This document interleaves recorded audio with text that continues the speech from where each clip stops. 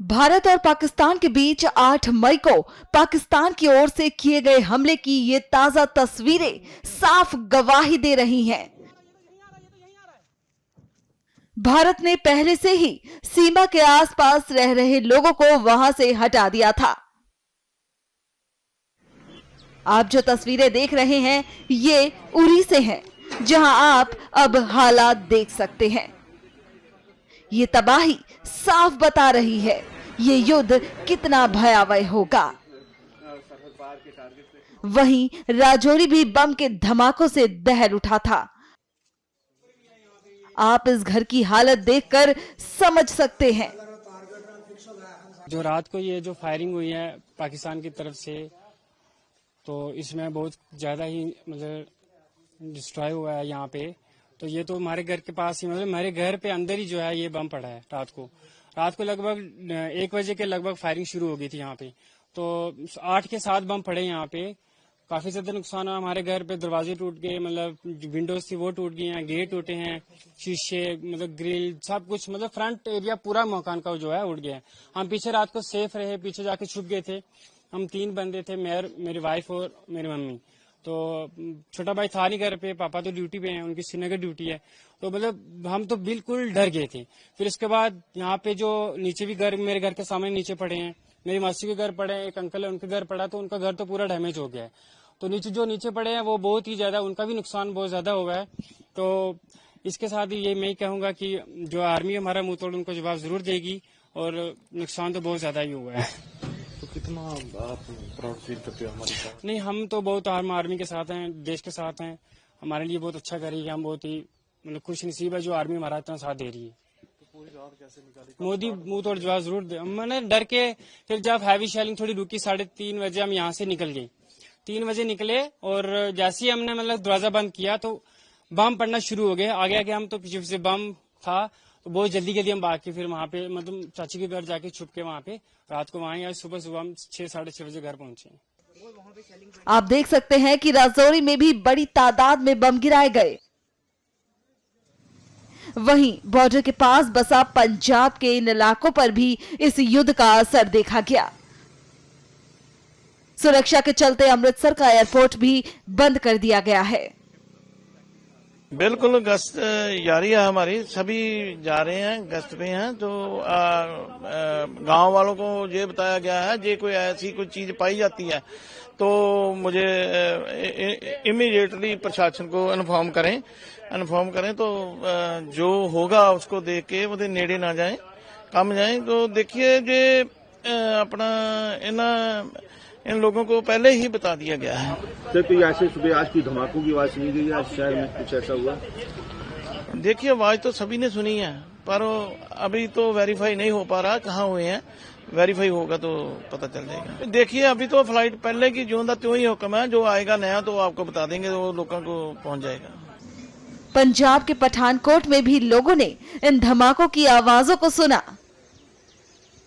रात को फायरिंग हो रही थी और वो सबने सुनी, बहुत ज्यादा हो रही थी, पूरी रात होती रही है, पर हमें डर नहीं लगा, कोई भी नहीं डरे, क्योंकि यहाँ पे सेफ्टी सबसे ज्यादा है। तो फायरिंग जब हो रही थी तो किस चीज की आवाजें, बस गोलियों की या बम की या मिसाइल? बम की आ रही थी। हाँ जी। किस तरफ से ज्यादा? कभी इधर से आती थी, कभी उधर से, चारों तरफ से आ रही थी। रात को कोई ऐसी कैजुअलिटी नहीं हुई है। ये है कि भी एयरफोर्स के पास से मतलब थोड़ी ब्लास्ट की या गोलियों चलने की आवाज आई है। कोई ऐसी कोई बात नहीं है। ममून साइड से भी थोड़ी सी ऐसी आवाजें आई है। बाकी आसपास से ऐसी अभी तक कोई खबर नहीं है कि कोई कैजुअलिटी हुई हो। तो बाकी सब ठीक ही है। बॉर्डर से सटे राजस्थान के जैसलमेर में भी लोगों ने धमाके की आवाजें सुनी। यहां ब्लैकआउट भी किया गया था। लोगों ने कहा कि जो हमने सोचा नहीं था वो भी देख लिया। रात को जब एक बार 9 बजे ब्लैकआउट की घोषणा थी थी, जैसे 9 बजे ब्लैकआउट हुआ, घरों में बैठे थे, तभी आवाज आने लगी। तो पहले तो महसूस हुआ कि कोई मुनादी है या कोई पटाखे फूट रहे हैं, लेकिन जैसे घर से बाहर आए, छत की तरफ गए तो ऊपर देखे तो रियल बम जो अपनी लाइफ में हमने कभी सोचा भी नहीं था, वो कल हमने देख भी लिया।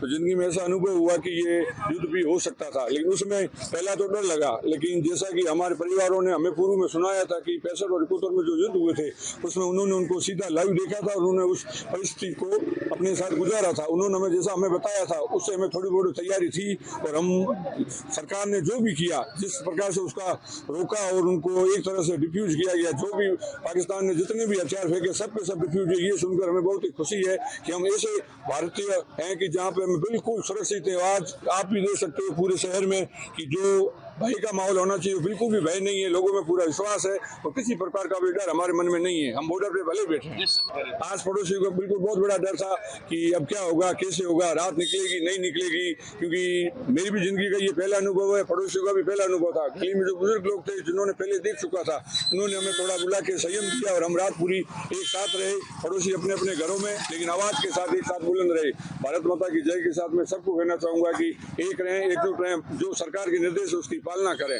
ये हमारे लिए बहुत ही गर्व का समय था कि हमारे लिए जो सुनने में आया था कि इस चीजों को हमने देखा नहीं था, जब कल हमने इसको महसूस किया तो बहुत ही अच्छा लगा कि भारत का जो एयर डिफेंस है वो बहुत ही 100% परफेक्ट है। कोई भी एक भी बम जमीन पर गिरने नहीं दिया गया, सबके सब डिफ्यूज किए गए। कल रात को बहुत ही बड़े ड्रोन आए थे पाकिस्तान से, लेकिन हमारे यहाँ इंडिया के एयर डिफेंस सिस्टम ने किसी भी ड्रोन को यहाँ नीचे नहीं आने दिया, ऊपर ही सबको हवा में डिफ्यूज कर दिया। बहुत ही अच्छा लगा ये एयर डिफेंस देख के। इंडिया की ताकत पाकिस्तान से कई गुना ज़्यादा है और पाकिस्तान कभी भी भारत के आगे जीत नहीं सकता है। ऐसा लगा, डर लग रहा था कि अब क्या होगा, लेकिन कुछ ही समय बाद जब न्यूज़ देखी तब ये पता चला कि इंडिया के एयर डिफेंस सिस्टम ने उनको पूरा आसमान में ही सबको डिफ्यूज कर दिया। उनका F-16 भी गिरा दिया, JF-17 भी गिरा दिया और उसी के साथ हमें बहुत ही खुशी हुई।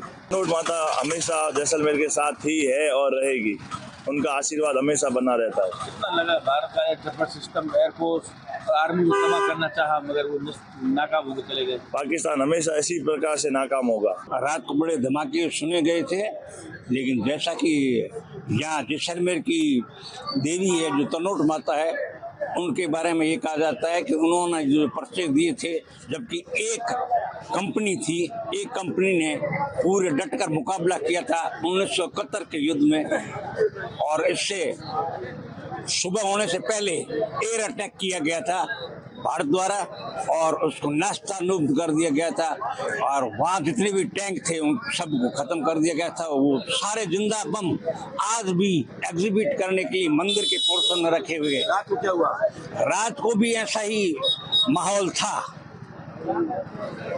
क्या हुआ? कितनी आवाज, गोलियों की आवाजें बड़ी भारी आई थी, जिससे कि दहल उठा, कांप उठा, इस तरीके की आवाजें थी। क्या लग रहा था उस समय?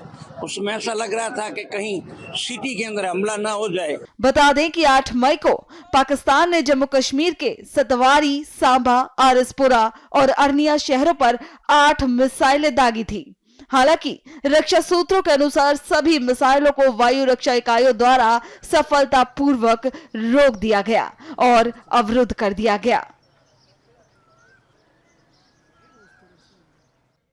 सूत्रों ने कहा कि यह हमला इजराइल में हमास शैली के ऑपरेशन जैसा था। यहां शहरों को निशाना बनाने के लिए रॉकेट का इस्तेमाल किया गया था।